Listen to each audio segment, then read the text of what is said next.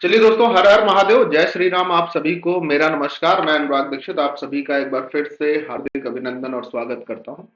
Complete math के सबसे important 50 concept में आप सभी का स्वागत है। डे 3 की सीरीज में आप सभी का एक बार हार्दिक अभिनंदन करता हूं। आज हम लोग डे 3 में जो कॉन्सेप्ट को कवर करेंगे, जो चीजों को सीखेंगे, ये वो कॉन्सेप्ट हैं जो किसी भी वनडे परीक्षा में प्रश्नों के माध्यम से ज्यादातर पूछे जाता है। ठीक है, इससे पहले हम लोगों ने पांच पांच करके दो कॉन्सेप्ट को खत्म कर लिया है। और आप किसी भी एग्जाम को दे रहे हो, चाहे आप एसएससी सीजीएल 2025 की तैयारी कर रहे हो, चाहे आप अभी रेलवे के आगामी एग्जाम की तैयारी कर रहे हो, आपने एनटीपीसी का फॉर्म डाल रखा हो, उसकी तैयारी कर रहे हो, सीबीटी 2 की तैयारी कर रहे हो, इसको जरूर देख के जाइएगा। ये सीरीज वास्तव में रामबाण होगी। ठीक है, चलिए, तो आज हम लोग जो पांच कॉन्सेप्ट देखने वाले हैं उसमें ये पांच कॉन्सेप्ट मैंने इंक्लूड किए हैं। सबसे पहले इनकम और एक्सपेंडिचर यानी आय व्यय और खर्च का। फिर पॉपुलेशन बेस्ड यानी कि जनसंख्या पर आधारित। उसके बाद मजदूर और वेजेस यानी वर्क एंड वेजेस, कार्य और मजदूरी पर आधारित जो प्रश्न हमेशा अक्सर पूछे जाते हैं भिन्न भिन्न प्रारूप में, भिन्न भिन्न माध्यमों के माध्यम से, वो हम लोग देखेंगे। Comparison of shirts and indices, घातांक और करणी की तुलना में, जिसमें कई बार प्रश्नों में बच्चों को बहुत समय लग जाता है, उसकी शॉर्ट ट्रिक्स जानेंगे, देखेंगे बिल्कुल सेकेंडों के हिसाब से। पहले कॉन्सेप्ट को समझेंगे, फिर उस कॉन्सेप्ट को देखेंगे जिसमें डिस्टेंस यानी दूरी जो होती है उसको कांस्टेंट करके सवाल दिया जाता है चाल, समय और दूरी में। चलिए शुरू करते हैं। तो सबसे पहले जो हमारा कॉन्सेप्ट है इनकम एक्सपेंडिचर और बेस्ड कॉन्सेप्ट है, इसका थोड़ा सा मैं डिटेल आपको दे देता हूं। सबसे पहला जो कॉन्सेप्ट यहां पर हम लोग आज लेंगे, देखिए मैं आपको जो डिटेल दे रहा हूं ना उसको आप ध्यान से समझना। जैसे अगर मैं बात करता हूं इनकम की, तो इनकम कब बनती है, इनकम किसके बराबर होती है? इनकम जो होती है किसी भी व्यक्ति के द्वारा खर्च किए गए अपने पैसे प्लस उसने जो सेविंग करी है आज तक। अगर इन दोनों को मैं जोड़ लेता हूं, इन दोनों को मैं जोड़ लेता हूं इनकम को बनाने के लिए, किसको किसको? एक्सपेंडिचर यानी कि खर्च, व्यय और सेविंग को, तो हमारे पास वो किस रूप में आती है? इनकम के रूप में आती है। हमें इतना ही समझना है, इसी बात को समझना है। मैंने मोटे मोटे तौर पर मैं देख सकता हूं कि खर्च और बचत को जोड़ने पर इनकम बढ़ रही है। मेरे प्यारे भाई, एक चीज को देखना, अगर इनकम बढ़ रही होती है, बहुत ध्यान से सुनना, मान लीजिए कि सॉरी एक्सपेंडिचर अगर बढ़ रहा होगा तो सेविंग भी बढ़ेगी। कब? जब इनकम बढ़ी हुई होगी। बात ध्यान से समझना, अगर इनकम बढ़ती है तो उसमें खर्च भी बढ़ता है और सेविंग भी बढ़ती है। ठीक।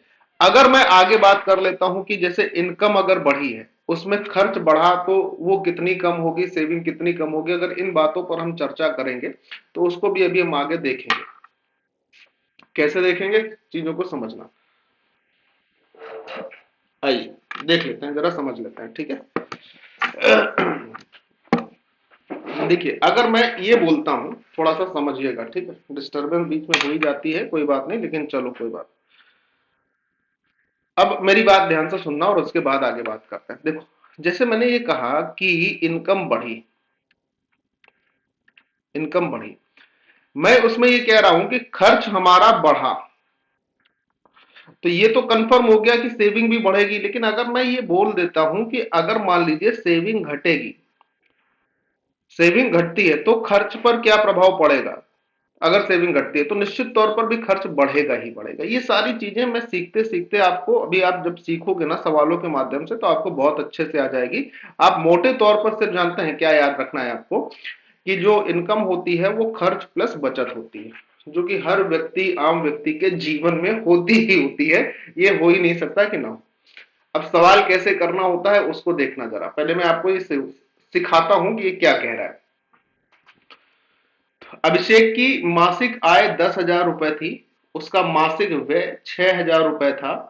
अगले वर्ष आय 10% बढ़ गई, उसका व्यय भी 10% बढ़ गया, तो उसकी बचत में कितने परसेंट की वृद्धि होगी? अब देखो यहां पर इनकम बढ़ी है, व्यय बढ़ा है, तो वृद्धि भी बढ़ी है। डायरेक्ट पहले तो मैं आपको एक चीज बता देता हूं कि जितने परसेंट अगर इनकम बढ़ती है, उतने ही परसेंट अगर खर्च बढ़ रहा है। जैसे मैंने यहां पे बोला, मान लीजिए कि ये इनकम जो है भाई साहब X% की बढ़ोतरी के साथ दिखाई दे रही है, ये जो खर्च है ये भी अगर x% की बढ़ोतरी के साथ दिखाई दे रहा है, तो ये जो बचत होगी ना ये भी आपके पास x% ही बढ़ेगी। क्या बढ़ेगी? x%। क्योंकि इन्हीं दोनों का जो एवरेज होगा, इन दोनों का जो एवरेज होगा, यानी जो माध्य होगा वही तो इसके बराबर होता है। याद रखना कि कभी भी इनकम में होने वाली वृद्धि, आय में होने वाली वृद्धि, व्यय में होने वाली वृद्धि अगर सेम हो, यानी तीन में से अगर दो वृद्धियां सेम हो या दो कमी सेम हो, तो तीसरा भी वही होगा, इसके अलावा नहीं हो सकता है। प्लस दूसरी बात एक चीज और समझ लेना इस आय व्यय वाले क्वेश्चन में, कि कभी भी जैसे किसी भी चीज पे प्रतिशत पूछा जाता है कि इनकम कितने परसेंट बढ़ी या खर्च कितने परसेंट कम हुआ या बचत कितने परसेंट बढ़ी या घटी, कोई भी चीज कभी भी अगर प्रतिशत में पूछी जाती है मेरे प्यारे दोस्त याद रखना, तो उसमें जो उसकी ओरिजिनल वैल्यू दी होती है ना सवाल में, जो उसकी ओरिजिनल वैल्यू दी है, बात को बहुत ध्यान से समझना, उसकी कोई वैल्यू नहीं होती। आप चाहे तो इस ओरिजिनल वैल्यू के डाटा के साथ सवाल करें, नहीं तो कोई बात नहीं, इस ओरिजिनल वैल्यू के डाटा को आप रेशियो में कन्वर्ट कर लें। फॉर एग्जांपल पहले भी मैं आपको समझा देता हूं। जैसे मैंने कहा कि एक व्यक्ति की इनकम 100 रुपए है, जिसमें से वो 80 रुपए खर्च कर देता है और 20 रुपए बचाता है। तो अब जरूरी नहीं कि आप इस सवाल को 100, 80 और 20 के साथ ही करें, नहीं नहीं नहीं, आप इसके रेशियो को देख लीजिए। 20 से 5 बार में ये कट जाएगा, 20 से 4 बार में ये कट जाएगा और 20 से 1 बार में ये कट जाएगा। अब ये रेशियो जानते हैं आपके पास क्या है? रेशियो है आपके पास इनकम का 5 है, खर्च का आपके पास 4 है और बचत का 1 है। अब आप 5, 4 और 1 के अनुपात में कोई भी फिगर आप ले लो, कोई भी 500, 400, 100, 50, 40, 10, कुछ भी ले लीजिए, वो आप ले सकते हैं। तो अगर प्रतिशत पूछा गया है तो ओरिजिनल वैल्यू की, ओरिजिनल डाटा की आपको जरूरत नहीं रहती है, आप उसके रेशियो से बड़े अच्छे से काम चला सकते हैं। अब देखिए सवाल में कैसे फर्क पड़ेगा। सबसे पहले तो आप इसी को सीख लो, सबसे पहले सवाल का उत्तर तो क्या ही आएगा, इनकम 10% बढ़ी, खर्च 10% बढ़ा तो बचत भी 10% बढ़ी, तो सबसे पहले तो सवाल का उत्तर आ गया 10, पहले तरीके से। अब दूसरा समझना, यहां पर इनकम कितनी थी? 10,000, व्यय कितना था? 6,000। तो अगर मैं 2 जीरो से 2 जीरो काट के काम करूं या 2,000 से काटूं, तो इनकम हमारे पास 5 के रेशियो में आएगी, जबकि खर्च हमारे पास जो आएगा वो 3 के रेशियो में आएगा, तो बचत होगी 2 के रेशियो में। 3 प्लस 2 मिलकर 5 हो जाता है, ये हमारी इनकम है। करेक्ट। अब देखो इनकम जो बढ़ी थी वो 10% बढ़ी थी, ये 10% बढ़ी तो 10 का गुणा यहां, खर्च हमारा 10% बढ़ा था तो 10 का गुणा यहां पर, बचत पूछ रहा था कितने परसेंट बढ़ेगी, तो यहां पर कितने परसेंट है तो एक्स लिख लेता हूं। 10 पंजे 50, 3 गुणे 10 30, इस 50 में से 30 घटाओगे 20 बचेगा, यानी ये वाला जो हिस्सा है ना, शॉर्ट ट्रिक बन रही है, ये वाला हिस्सा जो 20 के बराबर है, यानी 2x का मान 20 है तो x का मान कितना आ जाएगा? x का मान 10 आ जाएगा, यानी बढ़ी हुई जो बचत है उसका प्रतिशत कितना होगा? 10%। तो आप ऐसे भी निकाल सकते थे, हालांकि डेटा उसमें परसेंटेज सबके सेम थे तो कोई जरूरत पड़ी नहीं। अगला सवाल देखते हैं और समझिएगा, है ना। टोबो की आय 1100 रुपए है, उसका व्यय 3700 रुपए है, उसकी आय में 33.33% की वृद्धि होती है और व्यय में 50% की वृद्धि होती है, तो बचत में प्रतिशत वृद्धि क्या होगी? अब इस बात को समझना, थोड़ा सी कैलकुलेशन रहेगी लेकिन दिमाग का यूज करोगे तो कोई नहीं रहेगी। मैं ये कह रहा हूं, थोड़ा सा समझना भाई, 1100 रुपए आय है और उसका व्यय अगर 3700 रुपए है, तो ये बात तो संभव नहीं होगी ना। कोई व्यक्ति अगर 1100 रुपए कमा रहा हो और उसका खर्च 3700 रुपए हो, तो उसकी बचत होगी ही नहीं, फिर तो बचत ही नहीं हो पाएगी ना। ये हो सकता है कि उसकी इनकम 3700 रुपए हो, उसमें 1100 रुपए वो खर्च कर रहा हो, है, या फिर ये हो सकता था कि 11,000 रुपए कमा रहा हो और उसमें से 3700 रुपए उसने खर्च किए हो, ये हो सकता है। लेकिन कम कमाकर ज्यादा खर्च करना और फिर ये कहना कि बचत हो रही है, ये तो संभव नहीं होगा। तो सवाल भी ध्यान से पढ़ना। फिलहाल हम आगे और पढ़ते हैं। कह रहा व्यय में 50% की वृद्धि होती तो बचत में वृद्धि का प्रतिशत क्या होगा? भाई जब बचत शुरुआत में ही नहीं हो रही तो वृद्धि का प्रतिशत कहां से निकलेगा? जब वृद्धि का प्रतिशत नहीं निकलेगा तो मैं यही तो बोलूंगा कि अपना आंसर क्या होगा? None of these. भाई जब पहले ही बचत नहीं हुई तो बचत में वृद्धि कहां से होगी? पहले ही बचत नहीं हुई, इनकम 1100 कमा के अगर आप 3700 खर्च करिएगा, जब कुछ बच्चे इसमें भी आंसर निकालने लगे होंगे शुरुआत में, सवाल जैसे उन्होंने पढ़ा, देखो कई बार क्या होता है, अपना दिमाग किस प्रकार से काम करता है कि सवाल पढ़ा और सीधे करने लग गए। अच्छा, दिमाग ये कह भी रहा है कि अरे थोड़ी देर रुक जाए, ये तो समझ ले सही है नहीं है, क्या है डाटा, नहीं, वो बस रटंत विद्या वाले उस पर चलना। खैर, अगर तुम इसे 1100 मान के करो या इसे 370 मान के करो तो हो जाएगा। इसे 11,000 मान लो, इसे 3700 बना रहने दो, या अगर इसे 1100 बना रहने देते हो तो इसमें एक जीरो कम कर लो तो कर सकते हो फिलहाल। ठीक, अगले सवाल पर आते हैं। व्यक्ति अपनी आय का 75% व्यय करता है, उसकी आय में 20% की वृद्धि होती है, वो अपने व्यय में 10% की वृद्धि कर देता है, उसकी बचत में कितने परसेंट वृद्धि होगी। अब इस सवाल को देख लो, समझ लो। सबसे पहले तो ये समझो कि उस व्यक्ति ने अपनी इनकम का 75% खर्च किया, तो 75% का जो मतलब होता है, अगर इसको भिन्न में लिखते हैं तो ये होता है 3/4। मतलब समझ रहे हैं, मतलब ये है कि उस व्यक्ति ने कमाया है 4 के अनुपात में, जिसमें उसका खर्च है 3 के अनुपात में। मैं आपसे यही कह रहा हूं कि अगर कोई व्यक्ति 4 के अनुपात में कमा रहा है, जिसमें से वो 3 के अनुपात में खर्च कर दे रहा है, तो इसका मतलब सिंपल सा है कि उसकी बचत 1 के रेशियो में हो रही होगी। ये उसकी इनकम का हिसाब किताब होगा, ये उसके खर्च का हिसाब किताब होगा, और ये उसकी सेविंग का हिसाब किताब होगा। Right, right. आगे बढ़ते हैं। अब देखो, अब कह रहा है कि उसकी आय में 20% की वृद्धि हुई। अब इनकम में अगर 20% की वृद्धि हुई है तो इनकम के सामने 20 लिख दो। खर्च में कितने परसेंट की वृद्धि हुई है, बोला 10% की, तो 10 लिख लीजिए। बचत में कितने परसेंट की वृद्धि होगी, निकालना है, x लिख दो। 20 गुणे 4 80, 10 गुणे 3 30। 80 में से 30 घटाओगे तो ये जो हिस्सा बचा है ना, ये अपने पास 50 का आएगा, और 50 को अगर 1 से भाग दोगे तो 50 ही रहेगा। इसका मतलब उसकी जो सेविंग है, जो बचत है, उसमें वृद्धि का प्रतिशत कितना है, 50% है। इससे सरल, इससे सुसज्जित तरीका इनकम, एक्सपेंडिचर और सेविंग के सवालों का नहीं हो सकता है। सबसे सरल तरीका है। अगला सवाल, ऋषभ अपनी आय का 3/5 भाग खर्च करता है, उसकी आय 2x% बढ़ जाती है, उसका व्यय x% बढ़ जाता है, उसकी बचत में वृद्धि का प्रतिशत 50 है। 4900 का x% निकालना है, मतलब सबसे पहले तो आपको x निकालना है, फिर वो x 4900 का कितने परसेंट है ये जानना है। सुनिए ध्यान से भाई, मैं आपसे ये कह रहा हूं, सुनना ध्यान से। 4900 का आपको x% निकालना है, करेक्ट है। तो अगर मैं 2 जीरो से 2 जीरो खत्म कर दूंगा तो हमारे पास 49x आ जाएगा, 49x आ जाएगा। अब x यहां पर कुछ भी हो सकता है, बटे में भी हो सकता है, इंटीजर वैल्यू भी हो सकती है, मैं कह रहा हूं कुछ भी हो, लेकिन हमें ये तो पता है कि ये 49 तो आएगा ही आएगा। 49 आने का मतलब ये 7 का मल्टीपल तो होना चाहिए। 49 के आने का मतलब क्या है कि ये 7 का मल्टीपल तो होना चाहिए ना, 7 का गुणज तो होना चाहिए। अब 7 का गुणज कौन सा ऑप्शन है, क्या 270 है, नहीं। 350 है, 700 है, न है। 7 एकम 7, 2 बचेगा, 7 चौको 28, मतलब एक ऑप्शन हमारे पास से गलत हट गया कि ये हमारा 270 7 का मल्टीपल नहीं है, इसलिए ये आंसर तो नहीं हो सकता। क्या क्या फैक्टर काम करते हैं जब आप सवाल करते हो, कैलकुलेशन के माध्यम से या किसी चीज के माध्यम से क्या क्या सोचना होता है, उसको भी सीखते चलिएगा। ठीक है, अब आते हैं सवाल पर। 3/5 खर्च करने का मतलब उस व्यक्ति की इनकम, जो ऋषभ है, उसकी इनकम 5 के रेशियो में होगी, जिसमें वो 3 खर्च कर देता है, तो इसका मतलब वो 2 बचाता होगा, करेक्ट। 3 खर्च करके 2 बचाता होगा, ये इनकम है, ये खर्च है, ये बचत है। अब देखो, उसकी इनकम को बोला गया कि 2x% हो गई, 2x%। खर्च उसका x% बढ़ गया, और उसकी बचत में वृद्धि का प्रतिशत 50 है। इसकी बचत जो है ना, वो 50% वृद्धि पे आई है।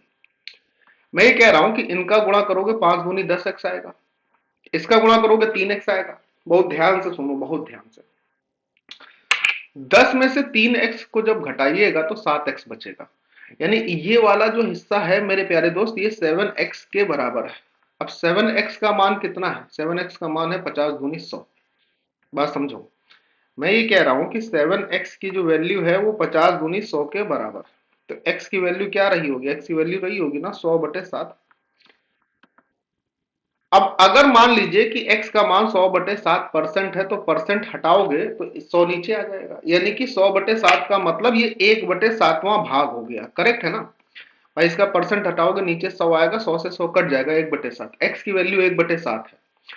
मैं ये कह रहा हूं कि अगर मुझे यही चाहिए था कि 49, यहां लिख देता हूं, 4900 का x%, तो उस x% का मान तो 1/7 आया है ना।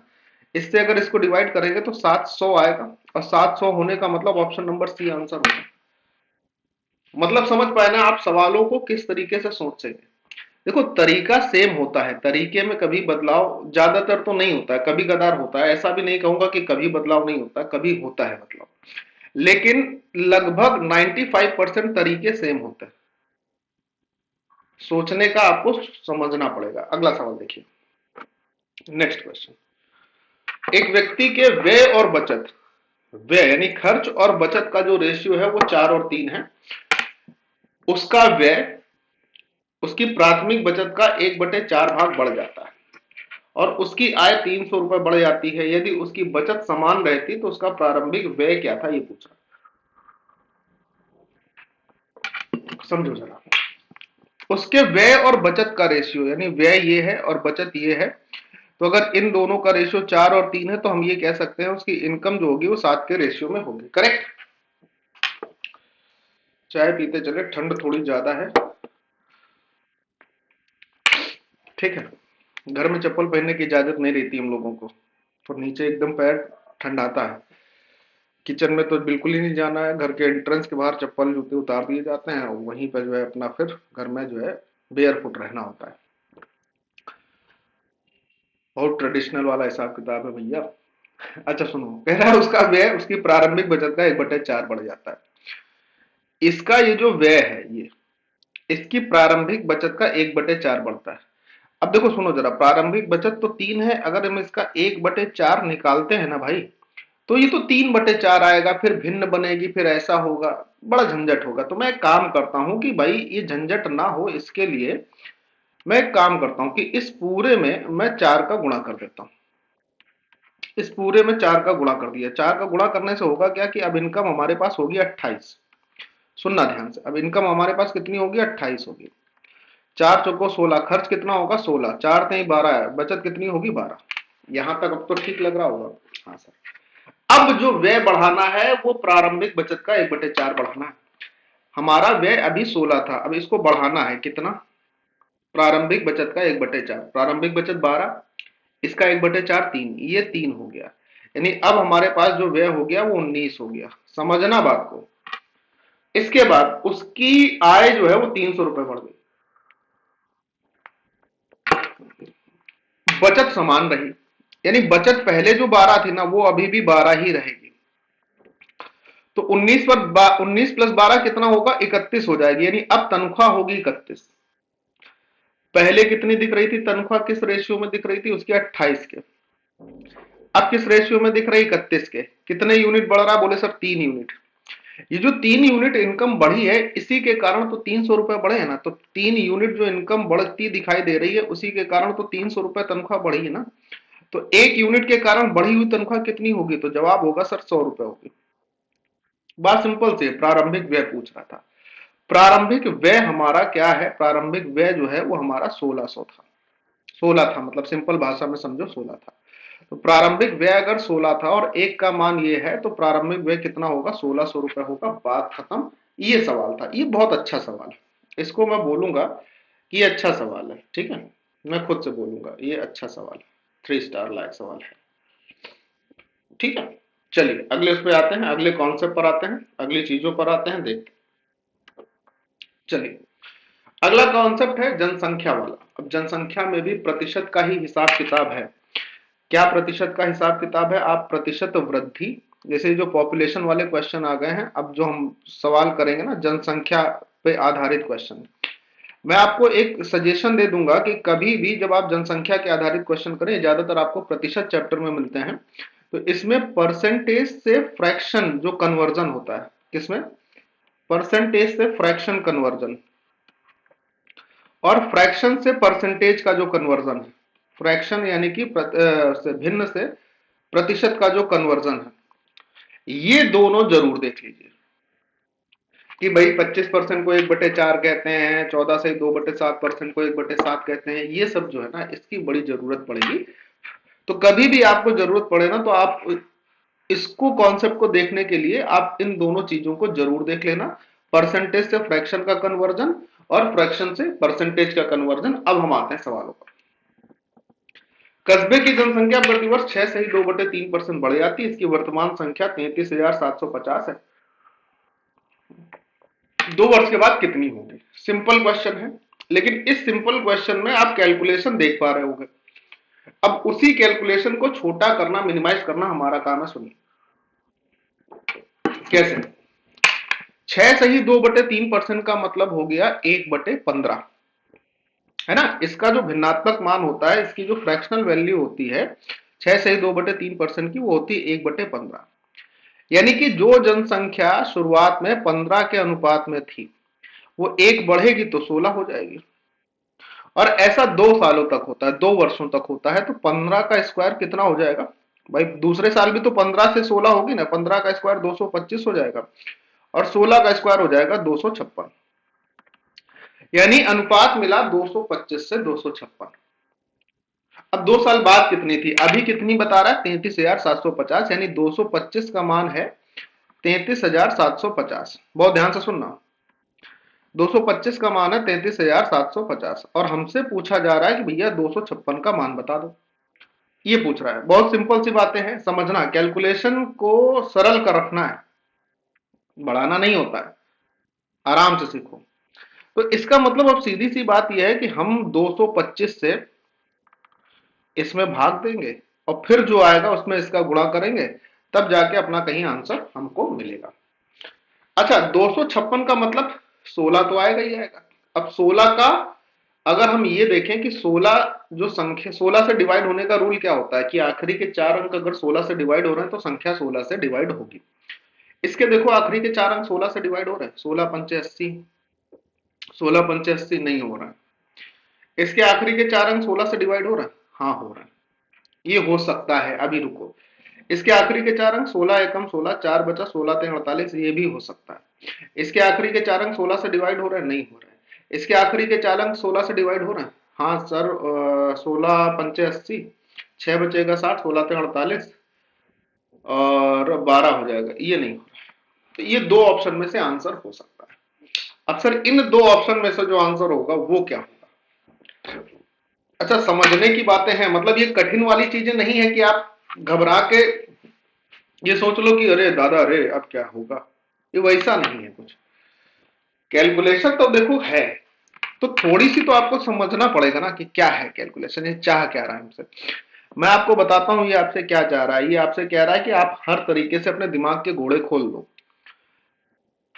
33,750 बटे 225, बहुत ध्यान से सुनना, गुणे 256। अगर आप अभी तक भी इसकी डिविजिबिलिटी नहीं देख पाए हो तो इसका मतलब आपको भी मेहनत की जरूरत है भाई। ये 15 से कटने वाली संख्या और ये भी 15 से कटने वाली संख्या है।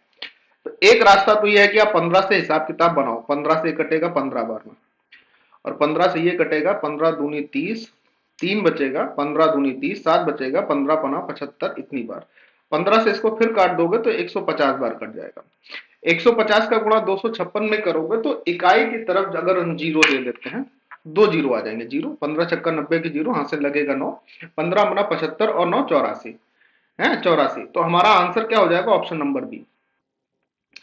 अब या तो आप ये कर लेते स्पीड में, या तो आप इसी में डिजिट सम लगा लेते। अगर आपने अच्छे से पढ़ा है तो भी मुझे बता देना, और अगर नहीं पढ़ा है तो आप मुझे बता देना। तो मैं इसको डिटेल में एक वीडियो बनाऊंगा, 2 सवा 2 घंटे 2.5 घंटे की तकरीबन बनेगी क्लास की, तो वो मैं आपको बता दूंगा। डिजिट सम बड़े काम की चीज है। मतलब ये छोटी छोटी चीजें हैं जो आपको इतना आगे लेकर जाएंगे इनमें से, ये विश्वास करो। ठीक है, चलिए अगला सवाल। चाय भी बाकी है, ठंडी हो गई लेकिन। चलिए देखिए, किसी सेना के जवान 10% युद्ध में शहीद हो गए, शेष 10% जवान रोगग्रस्त होकर मर गए। शेष में से 10% को अयोग्य घोषित कर दिया गया और सेना में सक्रिय जवानों की संख्या 7,29,000 रह गई। मूल रूप से सेना में 10 लाख जवान थे। बोले सर इतनी तेजी से? Yes sir. कैसे इतनी तेजी से? मैं आपको बता रहा हूँ। मूल रूप से सेना में कितने जवान थे पूछा गया, मान लीजिए एक्स थे। बोले सर एक्स से इतनी तेज आएगा? हाँ एक्स से इतनी तेज आएगा। क्यों? क्योंकि दिमाग को उस हिसाब से ट्रेन करना होता है। दो तरीके, जैसे मान लीजिए आपने कहा कि एक्स लोग हैं सेना में, 10% शहीद हो गए, बचे कितने? 90%। 90% का मतलब 9/10। अब ये जो बचे हमारे पास, गौर से समझना, ये जो हिस्सा हमारे पास बचा, इस बचे हुए का यानी कि शेष का 10% रोगग्रस्त हो गए, तो इसमें भी 10% खत्म हो गया, यानी इसका भी अब 90% बचा, यानी इसका भी 9/10 बचा हमारे पास। अब ये जो बचे हमारे पास, ये जो हमारे पास इस वक्त बचे दिखाई दे रहे हैं ये लोग, इसमें से भी 10% अयोग्य घोषित कर दिए गए, कट गए, फट गए, किसी का कोई अंग विभंग हो गया, तो इसमें से भी 10% अयोग्य घोषित कर दिए गए, यानी अब इसमें से भी 90% बचे, 9/10 बचा, और फाइनली इनकी संख्या 7,29,000 रह गई। ये रह गई। तो या तो आप इसको इस तरीके से लिख के कर लो, या सोच के कर लो कि अगर 10% युद्ध में शहीद हो गए, समझना जरा ध्यान से भैया, जैसे ये बोला कि 10% युद्ध में शहीद हो गए, तो 10 से 9 बचा होगा, फिर 10% रोगग्रस्त होकर मर गए, यानी 10 से फिर 9 बचा होगा, फिर उसमें से 10% अयोग्य घोषित हो गए, 10 से 9 बचा होगा। 9 का 3 बार गुणा करेंगे तो 729 आता है, 729 तक कट गया, यहां पर 1000 बचा, यानी 3 जीरो, और यहां पे भी 3 जीरो, 1000 गुणा 1000 10 लाख होता है। तो ये आपका आंसर ऐसे ही होता, इसमें लिखने की जरूरत नहीं है। ये सब वो चीजें हैं जो आप सीखेंगे तो, लेकिन अगर इसको रेगुलर बेसिस पे पढ़ेंगे तभी सीखेंगे। आप सोचे कि एक क्लास ये हमने आज कर ली तो हमें बहुत कुछ आ गया, अब हम सब ऐसे ही करने लगेंगे, आदत नहीं पड़ती उन चीजों की। आदत पढ़ने के लिए आपको एक ऐसे यूट्यूब चैनल, एक ऐसे अध्यापक को हमेशा पकड़ना होता है। मुझे पकड़ो, किसी को भी पकड़ो, जो ये सब चीजें आपको सिखाए। ऐसा तो नहीं कि अभी पेपर दे लिया, आगे आप जीवन में कोई पेपर ही नहीं देंगे, प्रमोशन के लिए भी नहीं देंगे, ऐसा तो नहीं हो सकता है, जरूरत पड़ेगी भाई। ठीक है, अगला सवाल देखिए। पहले 40% की वृद्धि की गई, फिर 25% की कमी हुई, फिर 15% की वृद्धि के बाद 20% की कमी हुई, शुद्ध प्रतिशत वृद्धि या कमी क्या है? जो चीजें समझाऊंगा उसको ध्यान से समझना। 40% का भिन्न में मान होता है 2/5, यानी कि जो चीज 5 की थी उसमें 2 की वृद्धि हुई, वो 7 की हो गई, सक्सेसिव बोलते हैं इसको। फिर 25% की कमी हुई, 25% मतलब 1/4, 4 की चीज थी, 1 की कमी हुई, वो चीज रह गई 3 की रेशियो में।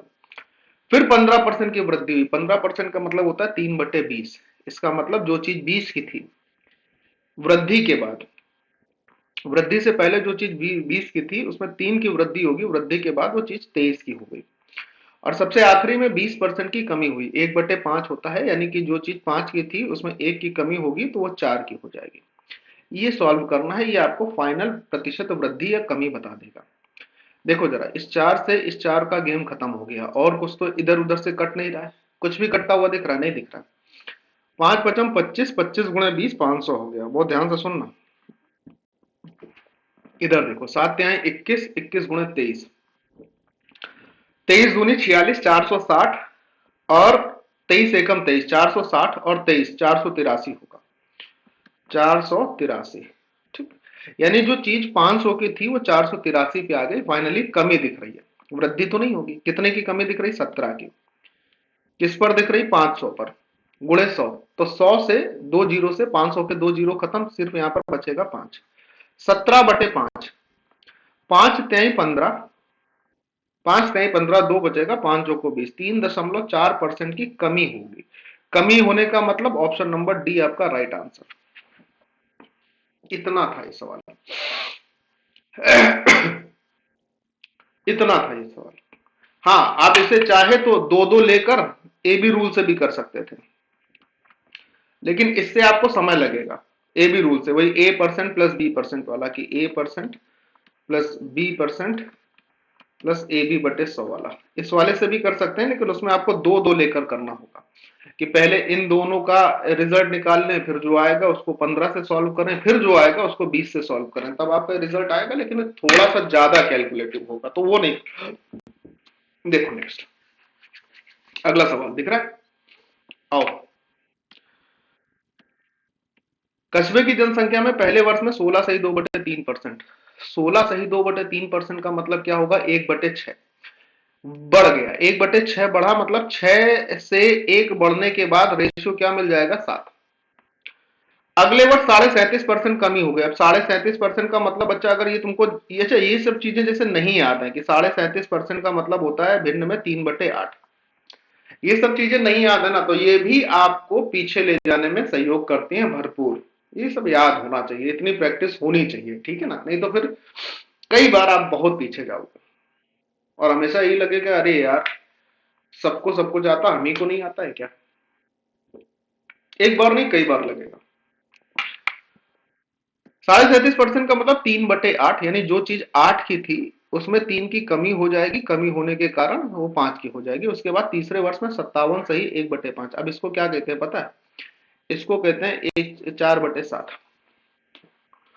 1/7 जो होता है, क्यों कहते हैं ये भी रीजन भी जान लो। जैसे 1/7 जो है, 1/7 का मतलब है 14 सही 2/7%। इसमें अगर आप 4 का गुणा करो और इसमें 4 का गुणा करो, तो जब इसमें 4 का गुणा करोगे तो यही आ जाएगा। ये बढ़ गया है 4/7, यानी जो चीज 7 की थी वो 4 बढ़कर कितने की हो जाएगी? 11 की हो जाएगी। ये है। यदि शहर की जनसंख्या 3 वर्षों में 1,54,000 हो गई तो प्रारंभिक जनसंख्या हमको ज्ञात करनी है, शुरुआत वाली ज्ञात करनी है। सबसे सरल बात यही है कि इसने ये पूछ दिया। अब ये 7 से 7 का गेम खत्म हो गया। बहुत ध्यान से समझना। यहां पर अपने पास 8 छंग 48 दिखाई दे रहा है, हाँ, और यहां अपने पास 11×5 = 55 दिखाई दे रहा है।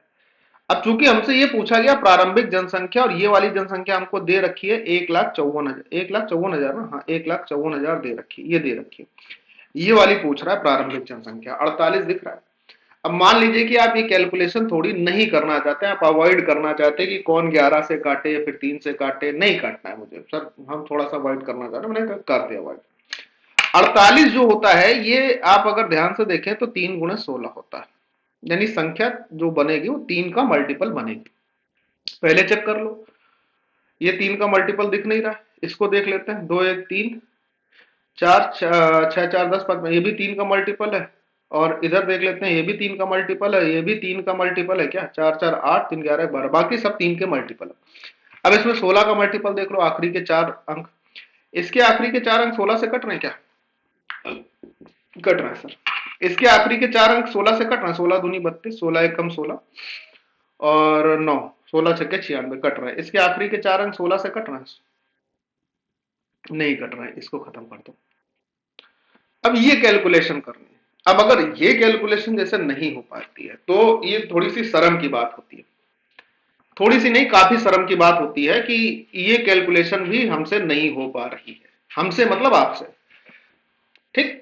बाकी अच्छा, ये जल्दी भी होनी होती है। जैसे अगर हम इसी को कह दें कि भाई 5 से काट 11 से काट देते हैं, तो 11 से इसको काटने पर हमारे पास यहां पर आ जाएगा ये 1,14,000। अब 5 से इसको काटोगे तो 2 जीरो आखिरी में कटकर आपको 20 दे देगा। इसका गुणा करोगे ना तो हमारे पास 140 × 20 यानी कि 2800 आ जाएगा, यानी एक यूनिट की वैल्यू 2800 है। एक यूनिट की वैल्यू 2800 है, तो 2800 गुणे अगर आपको 48 करना था तो आपका आंसर आ जाता। अब आप इसमें ये भी देख सकते हो ना, आपके लिए प्लस पॉइंट ये भी हो गया भाई, 2800 का मतलब 7 से भी कटना चाहिए। बचे थे 2 ऑप्शन, इन दोनों में कौन सा ऑप्शन 7 से कट रहा है? और अगर नहीं, कोई बात नहीं, परेशान नहीं हो, इसके आखिरी में तो एक भी जीरो नहीं है, आप यहां देख रहे हो कि यहाँ जीरो तो आएगा ही आएगा, तो ये आंसर हो गया आपका, बात ही खत्म हो गई। इसको भी खत्म कर दीजिए। समझ रहे हैं आप? सोचने के बहुत सारे तरीके होते हैं, लेकिन सोचना पड़ेगा। एक गांव में पुरुष और महिला की वर्तमान जनसंख्या 10,000 है। पुरुषों की संख्या में 25% की वृद्धि होती है, महिलाओं की जनसंख्या में 15% की वृद्धि होती है। जनसंख्या 12,200 हो जाती है। प्रारंभ में पुरुषों की जनसंख्या क्या थी? ठीक है, देखिए जरा, ये सवाल परसेंटेज ब्रेक से होता है, बहुत बढ़िया तरीके से होता है। कैसे, मैं आपको समझाता हूं, थोड़ा सा देखना। देखो, ये है कि एक गांव था, उस गांव में पुरुष और महिलाओं को मिलाकर टोटल जनसंख्या जो शुरुआत में थी 10,000 थी, और जब वो बढ़ गई तो बढ़ने के बाद हो गई 12,200, दोनों को मिलाकर 12,200। तो मैं ये तो देख पाया कि यहां पर जो जनसंख्या बढ़ी है वो 2,200 बढ़ी है, चाहे वो पुरुष और महिला मिलाकर बढ़ी है। पुरुष प्लस महिला मिलाकर जनसंख्या बढ़ी 2,200 यानी 2,200। अब समझो जरा, भाई साहब ये कह रहा है महिलाओं की जनसंख्या में 15% की वृद्धि होती है। ये हो गई महिलाएं, इनकी जनसंख्या सिर्फ 15% ही बढ़ती है। और जो पुरुष हैं इनकी जनसंख्या बढ़ती है 25%। अच्छा, मैं आपसे ये कह रहा हूं 25% को आप 15% प्लस 10% करके लिख सकते हो, इसमें तो कोई दिक्कत होगी नहीं, है तो ये अभी भी 25 ही ना। हाँ सर है। तो मैं ये कहना चाह रहा हूं आपसे यहां पर कि अगर मैं देखूं तो महिलाओं की जनसंख्या हो और चाहे पुरुषों की जनसंख्या हो, कम से कम 15% तो बढ़ेगी ना भाई। पुरुष की जनसंख्या अगर 25% बढ़ी है तो उस 25% में 15 तो शामिल होगा ही ना, यानी कम से कम 15% तो बढ़ी होगी। हाँ या ना? हाँ सर। और कुल जनसंख्या जो थी शुरुआत में, जो 10,000 थी, उसका अगर 15% हम हिसाब किताब कर लें तो कुल जनसंख्या 10,000 का 15% 1500 होता है। यानी हमें यह पता चल गया कि जो 15% बढ़ा उसके कारण कुल मिलाकर 1500 लोग बढ़े, वो पुरुष और महिला दोनों थे। अच्छा, टोटल जनसंख्या बढ़ी कितनी थी? तो आपका जवाब होगा सर टोटल जनसंख्या तो हमारे पास ये बढ़ी थी 2200। इस 2200 में 1500 का तो हमको हिसाब किताब मिल गया ना कि ये 15% पुरुष और महिला मिलाकर बढ़े थे, तो ये हिसाब किताब हमारे पास आ गया। अब कितनों का हिसाब नहीं मिल रहा है तो आप बोलोगे सर 2200 में 1500 का हिसाब मिला तो 700 लोग ऐसे हैं जिनका हिसाब नहीं मिल रहा है। वो 700 कहां है? वो 700 यहां है। ये 10% जो बचा दिख रहा था, इसी के कारण तो 700 लोग और बड़े होंगे। यानी कि पुरुषों की संख्या का 10% 700 के बराबर है भैया। पुरुषों की जनसंख्या का 10% 700 के बराबर है, तो पुरुषों की जनसंख्या का आप बताइए 100%, एक जीरो और बढ़ा लीजिए, किसके बराबर होगा? 7,000 के बराबर होगा। यानी प्रारंभ में इस 10,000 में पुरुषों की जनसंख्या कितनी होगी? 7,000।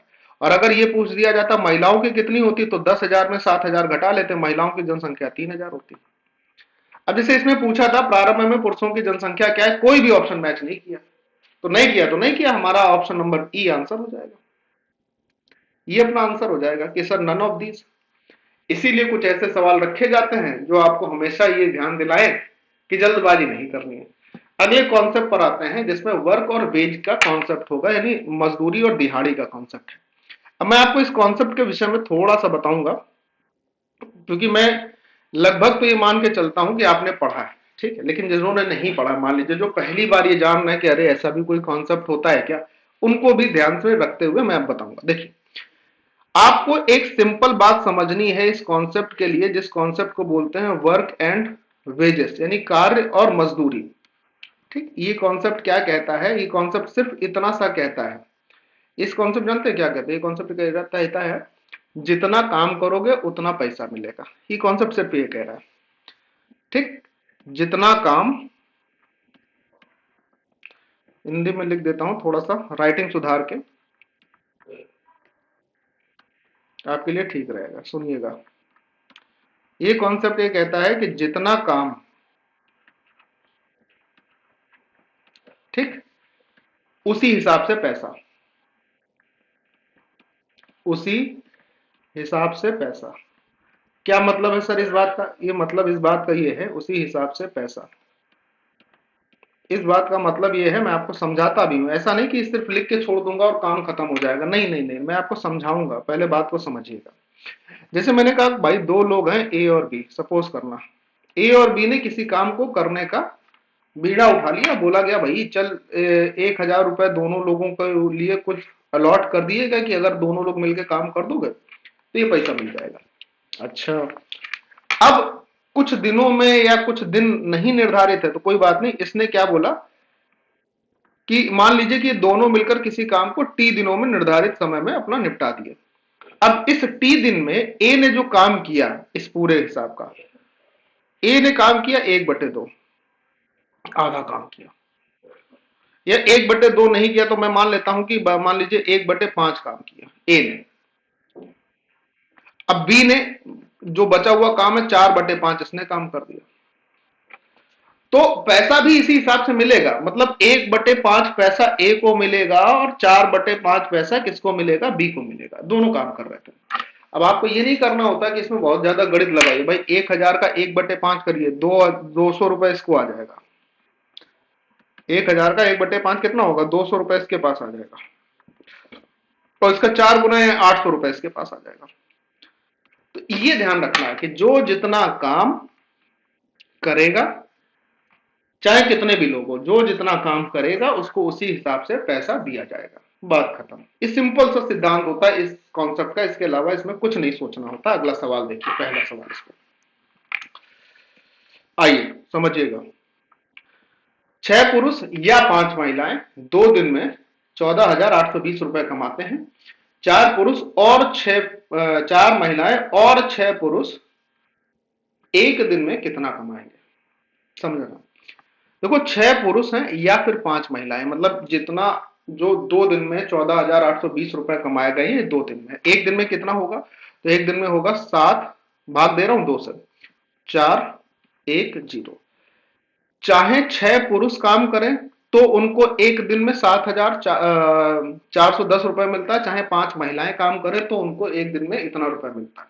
मैं ये कह रहा हूं, ध्यान से सुनना, अगर भैया 6 पुरुष काम कर रहे हैं एक दिन, अगर इन 6 पुरुषों ने काम किया और उनको जो है ये 7,410 रुपए मिला, तो एक पुरुष को कितना मिलेगा? आप बोलोगे पता नहीं एक पुरुष को कितना मिलेगा, लेकिन जो भी मिलेगा वो इससे ज्यादा हो। तो हमको तो यहां 6 पुरुष के लिए ही चाहिए ना। 6 पुरुष एक दिन में 7,410 कमा रहे हैं, तो इसको लिख दो ना, 7,410 6 पुरुषों का तो हो ही गया। इसके साथ हमको 4 महिलाओं का काम और चाहिए था, 4 महिलाओं के लिए पैसा और चाहिए था। भैया समझो तो, ध्यान से समझना। अब आप ये भी देख पा रहे हो यहां पर कि ये 5 महिलाएं अगर काम करेंगी तो भी उनको एक दिन में पैसा इतना ही मिलेगा। 5 महिलाओं को भी एक दिन में पैसा इतना ही मिलता है। 5 महिलाओं को एक दिन में अगर इतना पैसा मिलेगा तो एक महिला को कितना मिलेगा? भाग दे लें, 5 एकम 5, 5 चौको 20, 5 अट्ठे 40, 5 दूनी 10, एक महिला को 1482 रुपए। 4 महिलाओं को ये 4 महिलाओं को हो गया, तो 4 महिलाओं का जो पैसा है इधर 1482 × 4। समझना ध्यान से, इसको लिखना है, गुणा करना है, जोड़ना है। मैं ये कह रहा हूं कि जब आप इसका गुणा करेंगे तो इसकी इकाई का अंक 8 आएगा, यहां पर इसकी इकाई का अंक 8 आएगा और इसकी इकाई का अंक क्या है? 0। तो जब सबको जोड़िएगा तो इकाई का अंक क्या रहेगा? 0 और 8 को जोड़ेंगे तो 8 रहेगा। 8 रहने का मतलब ये अपना आंसर हो जाएगा, क्योंकि ऑप्शन को भी नजर रखनी होगी। आप समझ रहे हैं भाई? क्लियर है बात? कोई दिक्कत नहीं ना? अगला सवाल रोक के जरूर देखना, कहीं किसी को समस्या हो ये लगे तो आप कमेंट बॉक्स में जरूर कमेंट कर दीजिएगा कि सर ये सवाल यहां नहीं समझ में आया, तो मैं उसका कमेंट में जवाब दे दूंगा या फिर आप लोगों के लिए एक वीडियो बना दूंगा। हालांकि वीडियो उसके लिए बनाना उचित नहीं है, मैं कमेंट में ही जवाब दे दूंगा, लेकिन दूंगा। ठीक। 5 पुरुष हैं 7 महिलाएं हैं, प्रतिदिन 875 रुपए कमा रहे हैं। 10 पुरुष और 5 महिलाएं, ध्यान से सुनना, 10 पुरुष और 5 महिलाएं प्रतिदिन कितना कमाएंगे? ये यहां पर समझने की चीजें होती।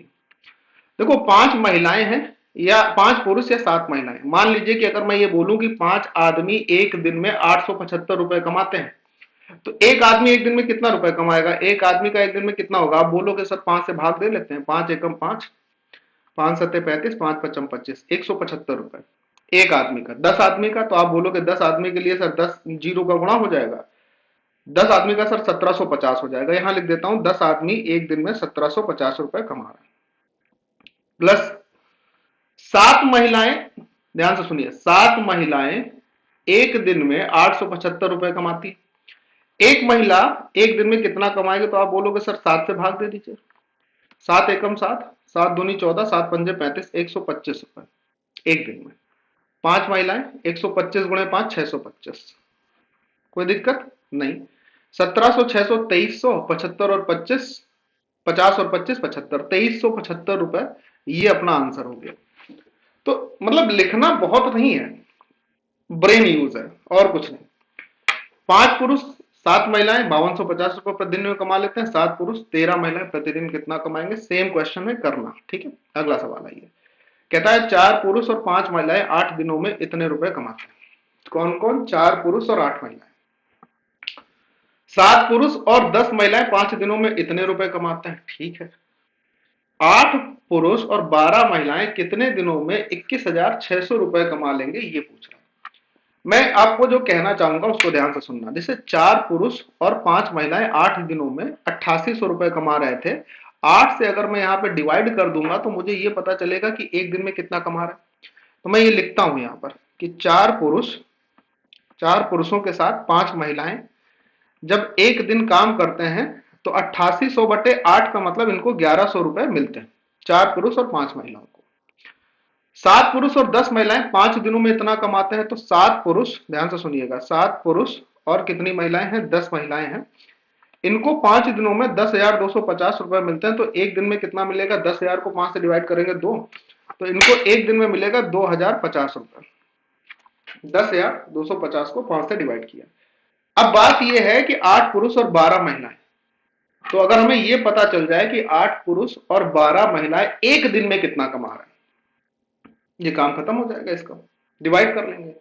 अब 8 पुरुष और 12 महिलाएं एक दिन में कितना कमा रहे हैं, इसके लिए यह जानना जरूरी है कि एक पुरुष और एक महिला प्रत्येक इंडिविजुअल एक दिन में कितना कमा रहे हैं, जानना जरूरी है ना। नहीं जानोगे तो काम नहीं बनेगा, है कि नहीं। तो अब मैं क्या बोल रहा हूं, देखना जरा, सुनना ध्यान से, इसको सॉल्व करना बहुत अच्छे से, ये जरूरी है। मैं ये बोल रहा हूं कि भाई अगर जैसे इसको मुझे सॉल्व करना ही है, मैं ऊपर वाले में 2 से मल्टीप्लाई करके नीचे वाले को घटा देता हूं।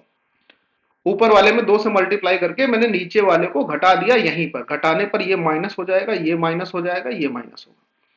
4 दूनी 8 पुरुष में से 7 पुरुष माइनस हो जाएंगे, सिर्फ एक पुरुष बचेगा। गौर से सुनना, 5 दूनी 10 महिलाएं, 10 महिलाएं खत्म, 11 दूनी 22, 100 में से 20,150 खत्म हो जाएगा, 150 मिलेगा। तो हमें यह पता चल गया कि एक पुरुष एक दिन में 150 रुपए कमा रहा है।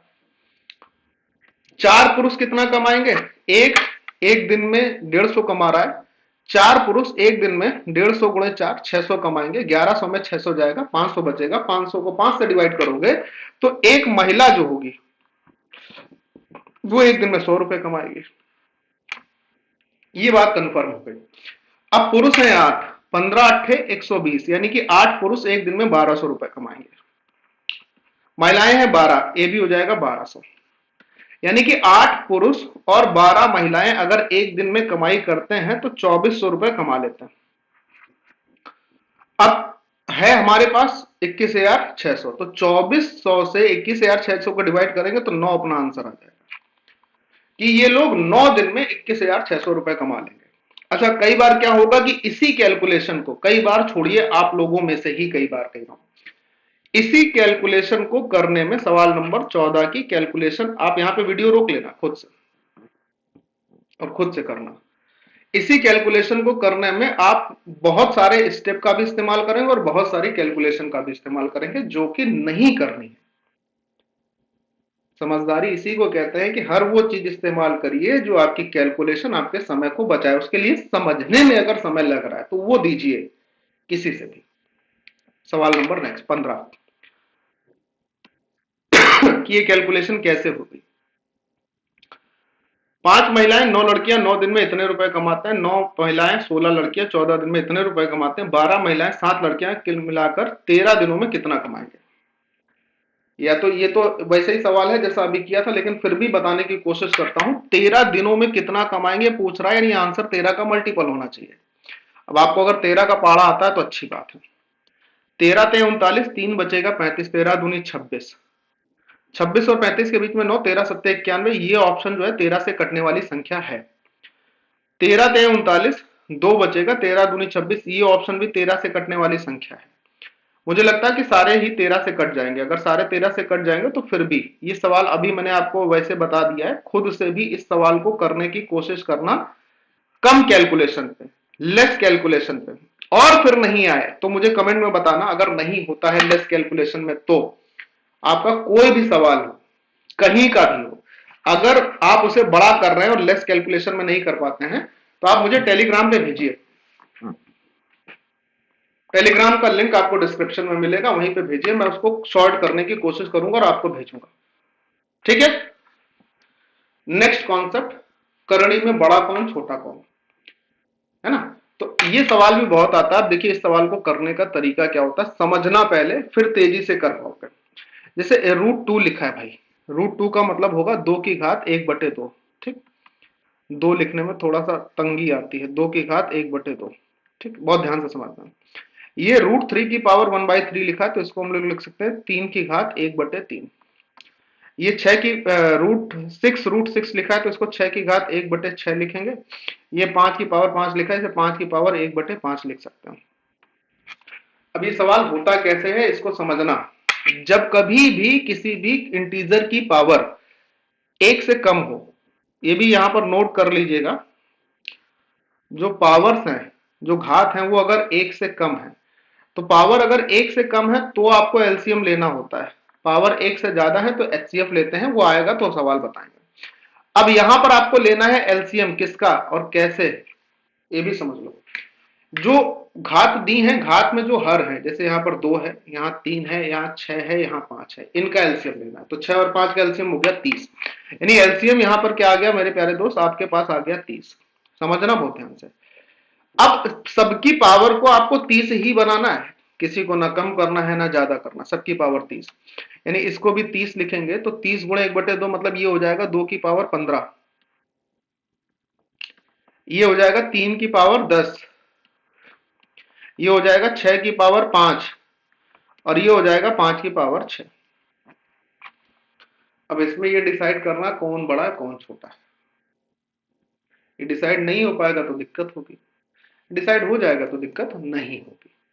मैं क्या बोल रहा हूं, मैं ये बोल रहा हूं कि जैसे ये हमारे पास लिखा हुआ है, इसको मैं लिख सकता हूं, पहले इन दोनों की तुलना के रूप में इसको देख रहा हूं, तो मैं ये कह रहा हूं, इसको मैंने लिखा 2 की पावर 3 और पावर में लिख दिया 5।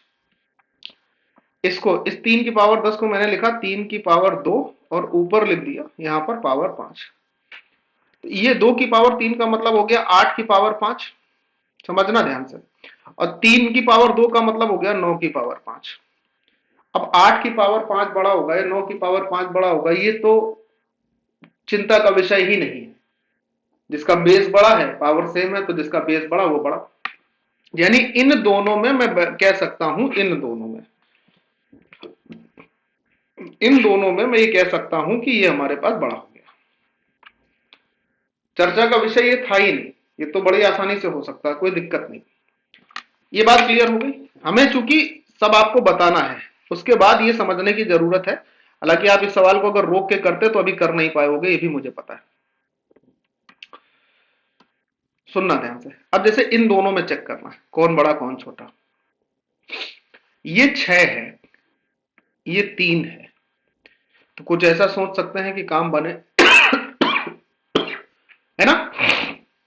ये सोचना जरूरी होता है, कैसे सोचना है, क्या करना, ये आपको देखना होता है।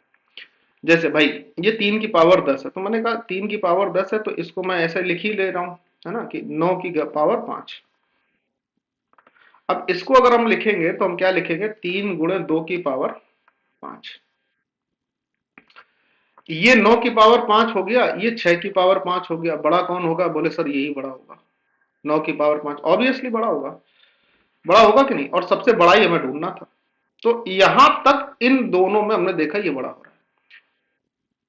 अब इसमें चाहो तो इसमें भी चेक कर लो, ये 9 की पावर कुछ रहेगा, ये कुछ रहेगा, लेकिन हमें ये ढूंढना है कि यहां इन दोनों में बड़ा कौन होगा। सबसे बड़ी चीज ये है, कभी भी आपके पास ऐसा कॉन्सेप्ट बनता है कि कभी आपके पास लिखा हो a की पावर b और लिखा हो b की पावर a, और ये पता करना हो कि इन दोनों में बड़ा कौन है, मतलब ये दोनों सेम हो और पावर में लिखे हो। तो अगर a और b, ध्यान से सुनो, अगर a और b 2 और 3 तक हैं, मतलब इससे बड़े नहीं है, इससे छोटे हैं, ऐसे लिख देता हूं।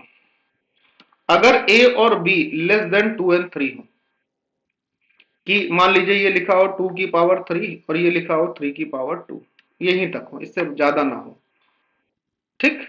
तो जिसकी पावर छोटी होगी वो बड़ा होगा, या ऐसे कह सकते हो जिसका बेस बड़ा होगा वो बड़ा होगा। लेकिन अगर यहां पर a और b ग्रेटर देन 2 और 3 हो जाते हैं, मतलब 2 या 3 से बड़े हो जाते हैं, 4 हो जाते हैं, 5 हो जाते हैं, 6 हो जाते हैं, तो जिसका बेस, जैसे यहां पर बेस जिसका बड़ा था वो बड़ा था, यहां पर क्या होगा, यहां पर इसका उल्टा हो जाएगा। अगर a और b के मान 2 और 3 से बड़े हैं, तो जिसका बेस छोटा होगा वो बड़ा होगा। मतलब अगर मैं इन दोनों में कहूं कि कौन बड़ा है कौन छोटा है, तो जवाब क्या होगा, तो इन दोनों में कौन बड़ा है कौन छोटा है, जिसका बेस छोटा वो बड़ा होगा, यानी ये अब बड़ा होगा। आप समझे मेरी बात, आप समझ पाए मेरी बात, वेरी गुड। अब हमको एक चीज तो दिख गई कि 3 की पावर 10 इससे बड़ा हो गया, 3 की पावर 10 6 की पावर 5 से बड़ा हो गया, और 5 की पावर 6 इससे बड़ा हो गया, लेकिन इन दोनों में तो अभी तुलना नहीं हुई ना कि कौन बड़ा कौन छोटा। तो 3 की पावर 10 और 5 की पावर 6 में अगर मुझे जानना हो कि कौन बड़ा है कौन छोटा है, तो तरीके क्या होंगे ये भी सोचना है। जो सोच सकते हो वो सोचो, जो सोच सकते हो। जैसे इसको हमने क्या बोला कि ये हमने बोला कि हो गया हमारे पास 9 की पावर 5, लिख सकते हैं 9 की पावर 5, सर लिख ही सकते हैं 9 की पावर 5, और ये हो गया 5 की पावर 6। अच्छा, मुझे कमेंट बॉक्स में ये जरूर बता देना। अच्छा, इतना तो मैं उम्मीद कर सकता हूँ ना आप लोगों से कि इतना बताने के बाद मैं ये उम्मीद तो कर ही सकता हूँ कि इन दोनों में आप मुझे ये तो बता ही सकते हो कि कौन बड़ा कौन छोटा। ये तो कठिन काम नहीं होगा। तो इन सब में सबसे बड़ा क्या होगा, 1.732, यानी ये होगा लगभग, ठीक। यानी ये वाली 3 की पावर, ये जो हिस्सा है ये वाली करनी सबसे बड़ी होगी, जो मेरा मानना है। आप लोगों का आंसर क्या है कमेंट में जरूर बताना। ये तब की बात है जब पावर 1 से छोटी होंगी। पावर 1 से छोटी होने पर हमेशा एलसीएम लोगे। अब देखो ये रेयरेस्ट ऑफ रेयर सवाल था जिसमें आपको इतनी कैलकुलेशन इस तुलना वाले उसमें करनी पड़ी, नहीं तो इतनी कैलकुलेशन करनी नहीं पड़ती, चट से आंसर आते हैं। इसीलिए क्वेश्चन मैंने ऐसे लिए हैं जो आपको एक ही क्वेश्चन आपके आगे के कॉन्सेप्ट को मजबूत कर देगा, फिर आपको इसके अलावा दूसरा क्वेश्चन नहीं पढ़ना पड़ेगा, ठीक। अब ये देखो, अब यहां पर आपको जितनी भी पावर है ना सब एक से बड़ी दिखाई दे रही है। कभी भी अगर ऐसा रहा, जैसे इसमें पावर क्या थी, एक से छोटी थी, तो हमने क्या लिया, एलसीएम लिया। अब आपको यहां पर पावर एक से बड़ी दिखाई दे रही, पावर अगर एक से बड़ी दिखाई दे तो एचसीएफ ले लो। जैसे 50, 40, 30, 20, अगर ये पावर सारी की सारी एक से बड़ी हैं तो आपको एचसीएफ लेना होगा, और एचसीएफ आएगा 10। पावर सबको सेम बनाओ ना, जैसे ये 10 था तो यहां पर इसको हम लिख सकते हैं 3 की पावर 5 और होल पावर 10 लिख सकते हैं, 10 पंजे 50। इसको क्या लिख सकते हो, 4 की पावर, इसको लिख सकते हो 4 की पावर 4 होल पावर 10, ठीक। फिर उसके बाद लिख सकते हो यहां पर 5 की पावर 3 होल पावर 10, सबकी पावर सेम बना लेते हैं क्योंकि एचसीएफ 10 आया। फिर यहां लिख सकते हो 15 की पावर 2 होल पावर 10, सबसे छोटा सबसे बड़ा ही पूछ सकता है। 3 की पावर 5, 3 की पावर 5 होता है 243, यानी कि ये हिस्सा जो हो गया 3 की पावर 5 का हो गया 243। 4 की पावर 4 का मतलब 256 हो गया, 5 की पावर 3 का मतलब 125 हो गया, ये मुंह जवानी किया जा सकता है। और 15 की पावर 2 का मतलब हो गया 225। अच्छा, सब में पावर यहाँ 10 ऊपर तो ही है, ये भी 10 है पावर में, ये भी 10 है ऊपर पावर, सबकी अभी होल पावर 10 है, ठीक, ये भी 10 है। लेकिन जब पावर सेम हो गई, सबकी पावर सेम हो गई, तो जिसका बेस सबसे बड़ा होगा वो सबसे बड़ी होगी। ये तो सीधा है ना। जैसे मैं ये बोलूं कि a की पावर b है और यहां पर c की पावर भी b है, तो अगर पावर सेम है तो जिसका बेस बड़ा है, मान लीजिए a अगर c से बड़ा है, तो मैं ये सीधे सीधे बोल दूंगा ना, a की पावर b c की पावर b से बड़ा होगा। तो पावर अगर सेम है तो जो सबसे बड़ा है यानी 256, भाई 4 की पावर 4 256 होता है। अब 3 की पावर 5 को अगर देखते हैं तो इसको थोड़ा सा देख लीजिएगा। 3 की पावर 2 9, फिर 3 की पावर 2 9, 9 9 81, 3 एकम 3, 3 अट्ठे 24, 243 ही रहेगा। तो सबसे बड़ा क्या आ रहा है 256, यानी 4 की पावर, दूसरी करनी जो है 4 की पावर 40 वाली है सबसे बड़ी है, 4 की पावर 40, यानी option number B right answer, ठीक। अगला सवाल, अब पूछा इसमें कौन सा सत्य है, मैं आपको बता देता हूं, सुन लीजिए नोट कर लीजिए। जैसे आपके पास लिखा है रूट ए, लिख लीजिएगा सब लोग, प्लस रूट बी है, और यहां पे लिखा मान लीजिए root C plus root D, सब लोग लिखना बहुत अच्छे से। अब आपने एक चीज देखी कि भाई हम ये देख पा रहे हैं कि a प्लस बी का जो योग है वो हमारे पास c प्लस डी के योग के बराबर आ रहा है। a प्लस बी का जो योग है वो c प्लस डी के योग के बराबर है। अरे यार सही से हो जा, इसके योग के बराबर है। तो जब कभी ऐसा हो कि a प्लस बी का योग c प्लस डी के योग के बराबर हो और आंसर नहीं मिल रहा, तो आप एक काम किया करो, इनके गुणा को, इनका गुणा कर लिया करो, a गुणे b कर लीजिए इधर, c गुणे डी कर लीजिए। अब जो बड़ा होगा वही संख्या बड़ी हो जाएगी। ये पहला केस है। कभी आपको इसका उल्टा देखने को मिल जाएगा, क्या उल्टा क्या देखने को मिल जाएगा सर, उल्टा देखने को ऐसा मिल जाएगा कि हो सकता है कभी कभी a गुणे बी बराबर रहे c गुणे डी के, अगर ये दिखता है तो क्या करेंगे सोल्यूशन, तो आप दोनों को जोड़कर देख लेंगे कि ए प्लस बी बड़ा हो रहा है या भैया सी प्लस डी बड़ा हो रहा है, तब दोनों को जोड़ के देख लेना। ठीक, सबसे सरल तरीका है। जैसे 11 और 7 18 है, यहाँ पे भी 10 और 8 18 है। अब इससे पता ही नहीं चल रहा है सही है नहीं है क्या है, तो मैंने 11 सत्ते 77 किया और 10 अट्ठे 80 किया। अब निश्चित तौर पर 80 जो है वो 77 से बड़ा है, इसका मतलब पहला स्टेटमेंट तो बिल्कुल सही लिखा है। दूसरे पर आते हैं, 17 11 28 होता है, 15 13 भी 28 होता है। सर ये तो दोनों बराबर हो गए, इसका गुणा करेंगे तो यहां पर हो जाएगा 186, और 150 और 45 को अगर जोड़ेंगे तो 195 हो जाता है। 186 195 से बड़ा नहीं होगा, यहां पर 195 बड़ा होना चाहिए, तो ये स्टेटमेंट तो गलत है। तो रिजल्ट क्या मिला, रिजल्ट ये मिला कि इन दोनों में केवल पहला स्टेटमेंट सही है, option number A only is right answer. इसको देखो, ये लिखा है 33 की पावर 3, ये लिखा है 3 की पावर 33। 33 की पावर 3 भाई साहब, और यहां पे लिखा है 3 की पावर 33। अब ये पूछ रहा है कि बता दो बड़ा कौन है। बड़ा बेहतरीन सवाल है ये। 33 की पावर 3 और 3 की पावर 33 पूछ रहा है, बड़ा कौन है छोटा कौन है। मैं ये कह रहा हूं, जैसे ये लिखा है तो इसको मैं ऐसे लिख सकता हूं क्या, 33 को 11 गुणे 3 की होल पावर 3, और इसको मैं लिख सकता हूं 3 की पावर 11 गुणे 3, ऐसे यहां पर लिख सकता हूं। कोई दिक्कत ना हो तो चले ऐसे ही आगे बढ़ते हैं, कोई दिक्कत तो नहीं होगी इसमें। मेरा तो मानना है कि शायद कोई दिक्कत ना हो। अब ये सवाल कैसे होना है, इसको एक बार जरा देखो। देखो ये इसका मतलब ये हो गया कि अगर 11 गुणे 3 की पावर 3 है तो 11 की पावर भी 3 है और 3 की पावर भी 3 है, ये पहली बात। और यहां इसका मतलब है कि 3 की पावर 11 गुणे 3 है, तो हम ये लिख सकते हैं कि इसको हम ऐसे भी लिख सकते हैं भाई कि 3 की पावर हमने 3 लिख लिया और होल पावर में अगर 11 लिख लेंगे तो कोई दिक्कत नहीं होगी, मामला चलता रहेगा ऐसे है। इसका फायदा क्या होगा इन दोनों बड़ा छोटा देखने के लिए, इसका फायदा ये होगा कि यहां इस वाले सेक्शन में उस वाले सेक्शन में हमें कुछ ना कुछ कॉमन दिखाई देगा। दिखेगा क्या सर, 3 की पावर 3 कॉमन हो जाएगा। यहां 3 की पावर 3 11 बार है, ये समझ में आ रहा है। यहां हमको 3 की पावर 3 कॉमन दिखाई देगा, तो मान लीजिए हमने 3 की पावर 3 को कॉमन ले लिया। अब यहां बचा है 11 की पावर 3, और यहां बचा है 3 की पावर 3 लेकिन 10 बार। अभी 11 बार था, एक कॉमन कर लिया, 3 की पावर 3 10 बार बचा। तो अब आप मुझे ही बताओ कि ये तो हिस्सा कॉमन होकर बाहर आ ही गया, इन दोनों में कौन बड़ा दिखाई दे रहा है। 11 की पावर 3 1331 होता है, 3 की पावर 3 और उसकी होल पावर 10, इन दोनों में तो ये बड़ा होना चाहिए भाई साहब। अब ये अगर बड़ा हो गया, एक छोटी सी बात थी इसलिए इतना खींचा है समझाने के लिए, अब ये बड़ा हो गया तो ये तो कह रहा था ये बड़ा, इसका मतलब पहला स्टेटमेंट तो हमारा गलत हो गया। सेकंड स्टेटमेंट आपको चेक करना है, हालांकि ये भी कोई कठिन चीज नहीं है कि बहुत वो नहीं है।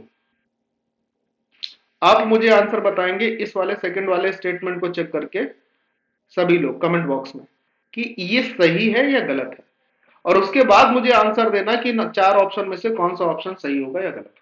ठीक है, ये सवाल आपके लिए खुद का होमवर्क है, कौन सा बड़ा है कौन सा छोटा है। 5 की पावर रूट 3 है, 3 की पावर रूट 5 है, दोनों बराबर है या फिर हम निर्धारित नहीं कर सकते। मैं इस सवाल को ऐसे लिख देता हूं, जैसे 5 की पावर रूट 3 लिखा है जी, और यहां पे लिखा है 3 की पावर रूट 5। आपको यह बताना है कि इन दोनों में बड़ा कौन है, या अगर आप नहीं निर्धारित कर पा रहे तो आपको चौथा आंसर देना है, या अगर ये दोनों बराबर आ रहा है तो आपको तीसरा आंसर देना है घर के लिए। अगले कॉन्सेप्ट पर। अब यहां पर जो आपको कॉन्सेप्ट दिखेगा वो है कांस्टेंट स्पीड का, यात्रा में कितना समय कम लगेगा वृद्धि की जाती है। मतलब ये जो कॉन्सेप्ट आपको दिखाई देगा, मैं आपको ये बता देता हूं कि ये वाला जो कॉन्सेप्ट है सबसे लास्ट में, जिसके पर अभी हम लोग आके बैठे हैं, ये डिस्टेंस कांस्टेंट होने का सवाल है। और टाइम स्पीड एंड डिस्टेंस में ये एक ऐसा कॉन्सेप्ट है जिस पर प्रश्नों की बड़ी भरमार रहती है। दूरी नियत हो जाए तब क्या करते हैं, आइए देखते हैं। तो पहले इस बात को समझ लेते हैं कि दूरी नियत होने में हमें करना क्या होता है। जब कभी भी डिस्टेंस कांस्टेंट रहे, डिस्टेंस कांस्टेंट होने का मतलब ये है कि मान लीजिए ए से बी दो स्थान है, ए एक स्थान है, बी दूसरा स्थान है, ए से दो लोग चलते हैं, एक इधर चलता है एक इधर चलता है, समझने की प्रयास करिएगा। एक की स्पीड है 10, एक की स्पीड है 20, और जो डिस्टेंस है ना वो हमारे पास दोनों के लिए 100 है, ये ए से बी 100 ही है। इसकी 10 की स्पीड है, इसको 10 घंटे का समय लगेगा, सुनिएगा बहुत ध्यान से, इसको 10 घंटे का समय लगेगा।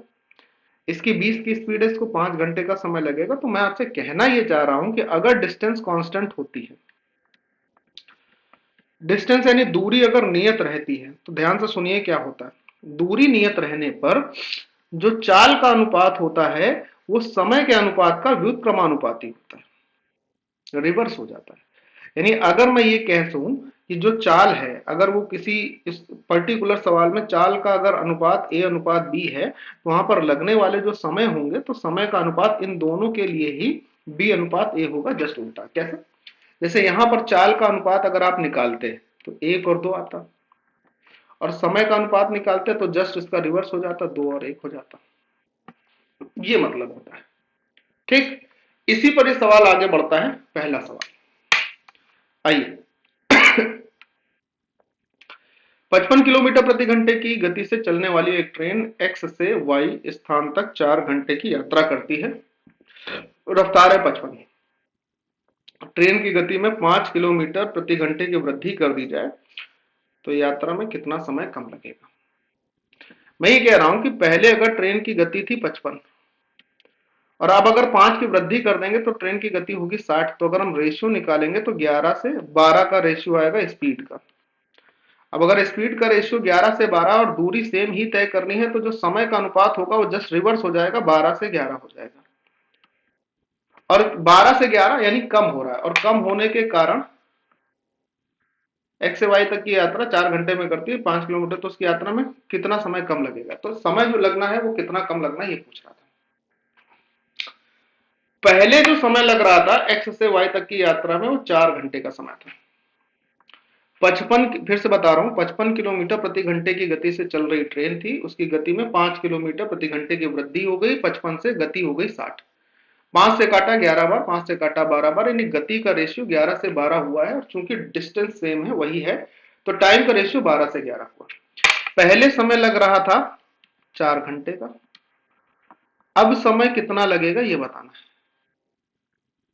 1/3 भाई, 12/4, एक का मान निकालना है, क्योंकि समय एक यूनिट में ही तो कम लगा है, एक यूनिट ही तो कम लगा। एक यूनिट का मान क्या होगा? 4/12। 4/12 का मतलब 1/3, 1/3 का मतलब क्या होगा? 1/3 गुणे 60, 20 मिनट होगा। और 20 मिनट होने का मतलब ये अपना आंसर हो जाएगा। कितना समय कम लगेगा? तो आप बोलोगे 20 मिनट कम लगेगा, सवाल खत्म हो जाएगा। 5 किलोमीटर प्रति घंटे की गति से चलने वाला एक व्यक्ति अपने कार्यालय में 6 मिनट की देरी से पहुंचता है, यदि वह 6 किलोमीटर प्रति घंटे की गति से चलता 2 मिनट पहले पहुंच जाता। पहले की गति 5 थी, फिर जब उसने गति बढ़ाई तो 6 हो गई। घर से ऑफिस सेम डिस्टेंस पर होगा, दूरी समान। तो अगर ये स्पीड का रेशियो है मेरे प्यारे दोस्त, तो यहां पर लगने वाले समय का रेशियो जस्ट रिवर्स रहेगा, क्योंकि डिस्टेंस कांस्टेंट है, 6 से 5 रहेगा। हाँ सर रहेगा। अब देखो ये टाइम के बीच में जो अंतर दिखाई दे रहा है वो है 1 यूनिट का। 6 से 5 होने का मतलब टाइम 1 यूनिट कम हो गया, दिख रहा है? 1 यूनिट कम हो गया। इस 1 यूनिट का मान किसके बराबर है?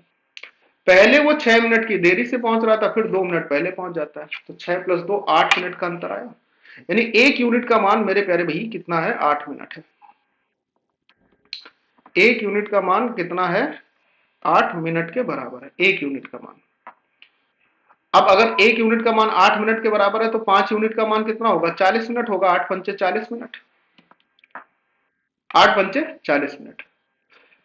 जो व्यक्ति 6 किलोमीटर प्रति घंटे की गति से चल रहा हो और 40 मिनट का समय लेकर अपने ऑफिस पहुंचेगा, उसके ऑफिस की दूरी क्या होगी? 6 की गति से चल रहा है, स्पीड इंटू टाइम, 40 मिनट का मतलब 2/3 घंटे, तो 3×2 = 6, 2×2 = 4 किलोमीटर उसके घर से उसका ऑफिस होगा। ऑप्शन नंबर बी सही जवाब।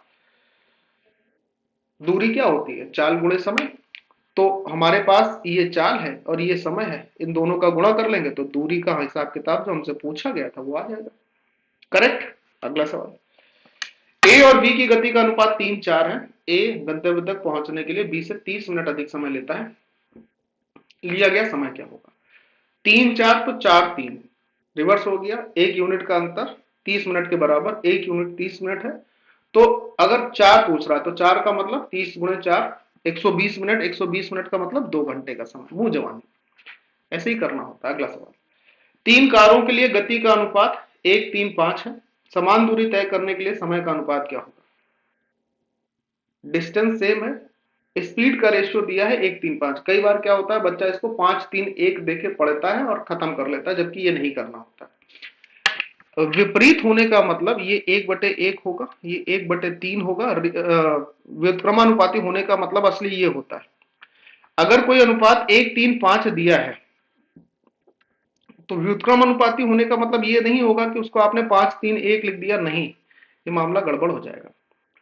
अगर स्पीड 1:3:5 है तो 1/1 व्युत्क्रमानुपाती होने का मतलब 1/3 और 1/5। एलसीएम क्या आएगा? 15। 1 से 15 15 बार में, 3 से 15 5 बार में, और 5 से 15 3 बार में। तो जो समय के रेशियो निकलेंगे ना वो कितने निकलेंगे? 5 15 और 3। बात समझ में आई? सॉरी, 15 5 और 3, 15 5 और 3 का मतलब ऑप्शन नंबर सी सही जवाब होगा। ये हो गया आज का आपका सेशन कैसा लगा जरूर बताइएगा। अच्छा खराब, क्या चीजें आपको और चाहिए, ये आपके वो कॉन्सेप्ट मैं यहाँ पे करा रहा हूं जिससे पूरी की पूरी मैथ आपकी कंप्लीट हो जाएगी। अर्थमेटिक प्लस एडवांस दोनों के कॉन्सेप्ट है, इससे पहले 2 क्लास में दे चुका हूं इसकी, ये तीसरी क्लास है।